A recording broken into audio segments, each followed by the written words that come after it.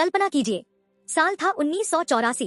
दक्षिण एशिया में तनाव पहले से ही बहुत ज्यादा था। भारत और पाकिस्तान के बीच अविश्वास गहरा चुका था और दुनिया शीत युद्ध के दो खेमों में बंटी हुई थी।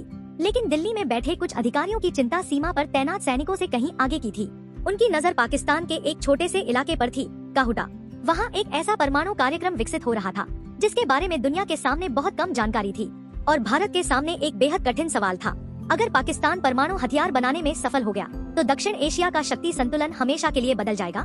इस कहानी की जड़ें 1970 के दशक में जाती हैं। 1974 में भारत ने अपना पहला परमाणु परीक्षण किया। इसके बाद पाकिस्तान ने भी परमाणु क्षमता हासिल करने की दिशा में प्रयास तेज कर दिए।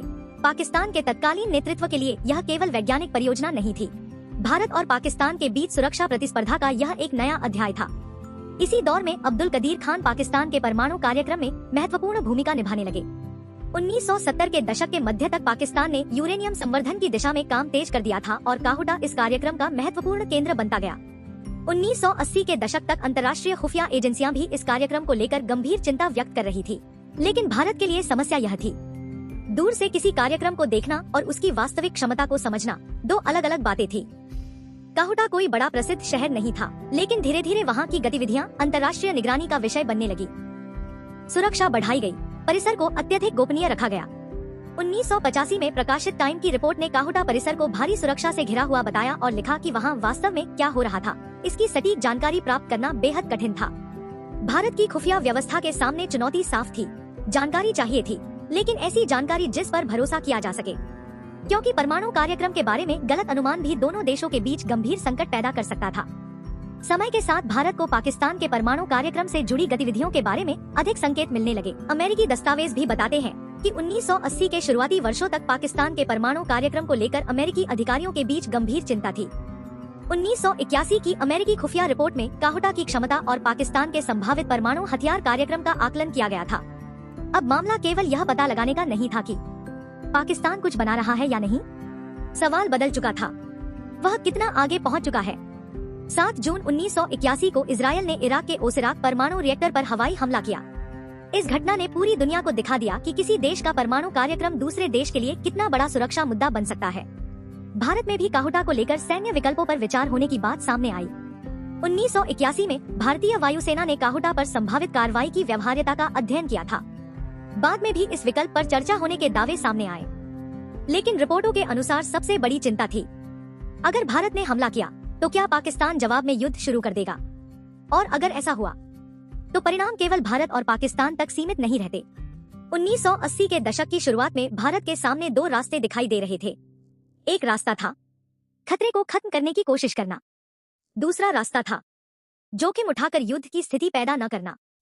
समस्या यह थी कि काहुटा कोई साधारण सैन्य लक्ष्य नहीं था। उस समय पाकिस्तान का परमाणु कार्यक्रम तेजी से विकसित हो रहा था और उसके आसपास सुरक्षा चिंताएं बढ़ रही थी। अमेरिकी आकलनों में भी यह माना गया था कि किसी कार्रवाई से क्षेत्र में गंभीर अस्थिरता पैदा हो सकती है। यानी दिल्ली में सवाल सिर्फ यह नहीं था कि क्या हम ऐसा कर सकते हैं, बल्कि सवाल था अगर हमने किया तो उसके बाद क्या होगा। काहुटा पर संभावित कार्रवाई को लेकर भारत और इजरायल के बीच सहयोग की रिपोर्टें भी सामने आईं। कुछ प्रकाशित विवरणों के अनुसार 1980 के दशक में इजरायल ने भारत के साथ मिलकर काहुटा के खिलाफ कार्रवाई की संभावना पर चर्चा की थी, लेकिन इन घटनाओं के कई विवरण विवादित या अपूर्ण हैं। इतिहासकारों और पत्रकारों ने अलग अलग स्रोतों के आधार पर अलग अलग तस्वीर पेश की है। एक बात हालांकि स्पष्ट है, भारत ने अंततः काहुटा पर हमला नहीं किया। 1984 में संभावित भारतीय कार्रवाई की खबरें सार्वजनिक क्षेत्र में भी पहुंची और पाकिस्तान की सुरक्षा व्यवस्था को लेकर चिंता बढ़ी। भारतीय योजनाओं का सबसे महत्वपूर्ण तत्व था आश्चर्य, लेकिन जब संभावित हमले की जानकारी बाहर आने लगी और काहुटा की सुरक्षा बढ़ाई गई तो कार्रवाई का विकल्प और कठिन हो गया। अब कहानी का सबसे दिलचस्प हिस्सा शुरू होता है।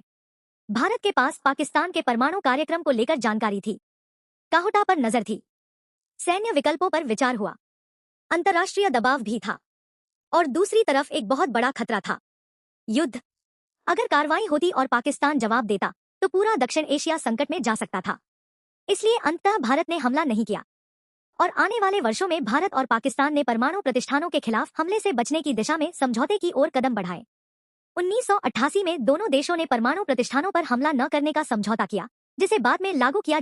आज जब हम इस कहानी को पीछे मुड़कर देखते हैं तो हमें शायद किसी फिल्म जैसा अंतिम दृश्य दिखाई देता है। न कोई बम गिरा, न कोई युद्ध हुआ, न कोई विजय का ऐलान हुआ, लेकिन खुफिया दुनिया की कई कहानियों में सफलता का मतलब हमेशा हमला करना नहीं होता।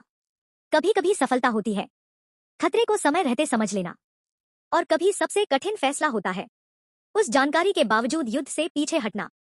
काहुटा की कहानी आज भी पूरी तरह सामने नहीं आई है। खुफिया अभियानों की प्रकृति ही ऐसी होती है। कुछ दस्तावेज वर्षों बाद सामने आते हैं, कुछ दावे कभी पूरी तरह साबित नहीं हो पाते, और कुछ नाम इतिहास की किताबों में कभी दर्ज ही नहीं होते। लेकिन 1980 के दशक की यह कहानी हमें एक बात जरूर बताती है। दक्षिण एशिया का परमाणु इतिहास केवल वैज्ञानिक प्रयोगशालाओं में नहीं लिखा गया था। इसके पीछे खुफिया जानकारी, कूटनीति, सैन्य रणनीति और बेहद कठिन राजनीतिक फैसले भी थे। और शायद इस कहानी का सबसे बड़ा सवाल आज भी वही है, अगर उस समय भारत ने काहुटा के खिलाफ कार्रवाई कर दी होती तो क्या दक्षिण एशिया का इतिहास बिल्कुल अलग होता? इस सवाल का निश्चित जवाब इतिहास के पास भी नहीं है, क्योंकि कुछ मिशन पूरे होने के कारण याद रहते हैं और कुछ इसलिए क्योंकि वे कभी पूरे नहीं हुए।